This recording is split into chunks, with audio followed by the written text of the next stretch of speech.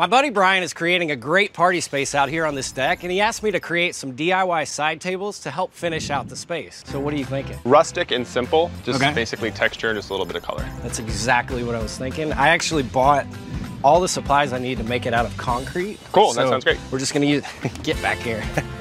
We're gonna use these buckets as a form, and I say we because you're actually gonna help me do this. So this is a sono tube. Normally you use it to create concrete forms, but we're actually gonna use it on the inside of the bucket to create a hollow space so these aren't too heavy. Got it. So the first step, we're gonna measure the bucket. 14 inches tall. So what we're gonna do is cut the sono tube down 5 inches shorter than the bucket.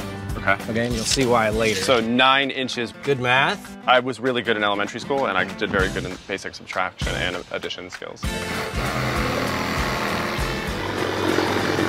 Okay, this is step one. We're gonna slide it inside of here, but I'm gonna put a wood base on this and some 2x4s inside of it so that the casters are nice and solid. So I'm just gonna trace the tube onto the plywood. You wanna cut it? Sure, I'm slightly terrified, so.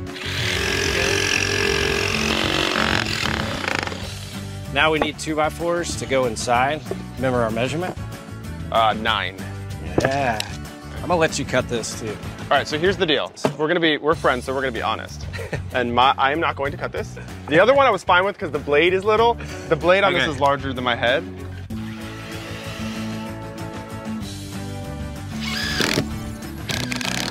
Okay, now see if that'll slide in there. That's good, it's tight. So we're gonna throw some screws in the sono tube. So essentially what we've created is a solid wood base that we can screw casters to and a hollow core that will slide into the stool. So we need to seal this up so the concrete doesn't seep in. So we're just using good old heavy duty tape. Okay. This doesn't have to be pretty, it's more functional. So now we're ready to start mixing the concrete. And this is fast setting concrete. Once we start mixing it up with water, it's gonna set up pretty quickly. So you think I need to pay attention? Do this thing. Just start with that. Actually, start pouring the water in. I think I'm gonna go check my Instagram. Brian, that's fine. I'll finish it. So I'm just gonna add a little bit of water. Take my handy duty trowel here. So you wanna mix up the concrete until you get a consistency kind of like cake batter. You want it somewhat liquid, not too chunky.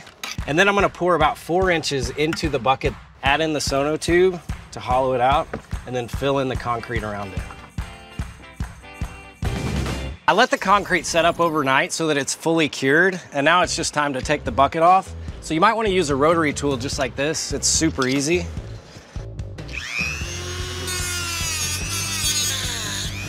All right, let's peel the bucket off and see what we've got.